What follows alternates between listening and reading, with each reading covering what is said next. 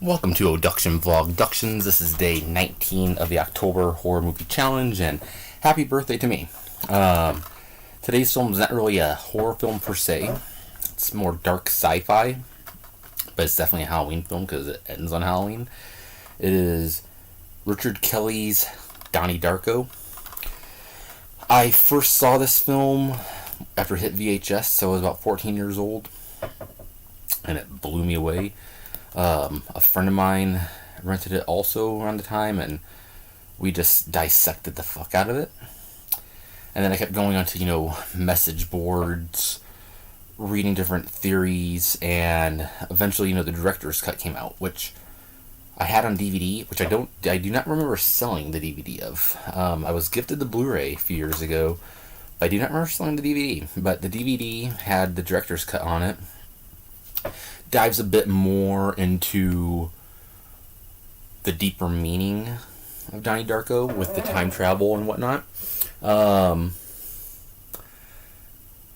at least it tries to. I do love the director's cut, but I much prefer the theatrical. The DVD has a commentary track from Kevin Smith and Richard Kelly, and I absolutely love Kevin Smith's commentary tracks. His View Askew tracks are my favorite to listen to, but this here is a little less rowdy, a little less raunchy. It's more him and Richard Kelly shooting the shit, talking about the film, talking about their upbringings, and it's a great little film school to go through. But it doesn't really shed a whole lot of light onto the deeper meaning of Donnie Darko, which I'm glad. It's a film that is dissected and discussed the same as The Shining, Fight Club, Memento, American Psycho, this here. And I love that there is film discussion about deeper meanings behind scenes, between lines of dialogue, character decisions. People online will just dissect anything, and I love that. Not so much, modern online shit, but back in the day, film board, intermovie database type film discussion.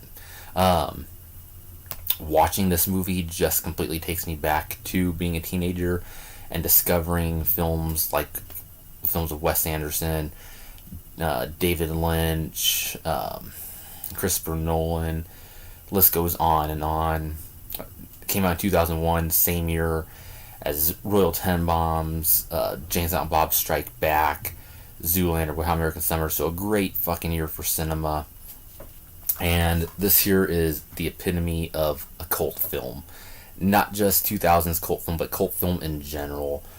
It's 20 years old. People are still discussing it. People are still finding deeper meanings. People are still just now discovering it. It's a film that is being passed down to a new generation. And I love Richard Kelly's movies. I love The Box. I love Southland Tales, which I recently rewatched a few months ago. That is definitely a disaster piece, though. This is a masterpiece. The acting is incredible from everybody. The opening shot to the final is poetic bookends. The opening feels like a raw 1990s indie film, and it ends on such a bleak note.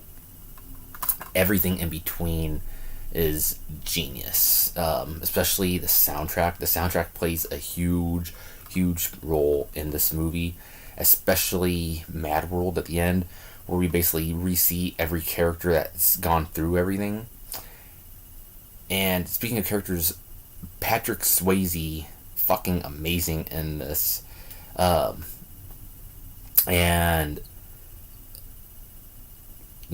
does the death of Donnie bring upon a change in a character?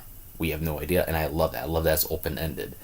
Dude, the character is still a complete piece of shit, but, every character had a reawakening at the end of the film. I've seen this on DVD many times, theatrical and directors, and I've lost track of how many times I've seen it in theaters. I've seen it at midnight 8-9 times. I've seen it at Alamo Drafthouse. Midnight movies are fantastic for this. It's a rowdy crowd, usually an appreciative crowd.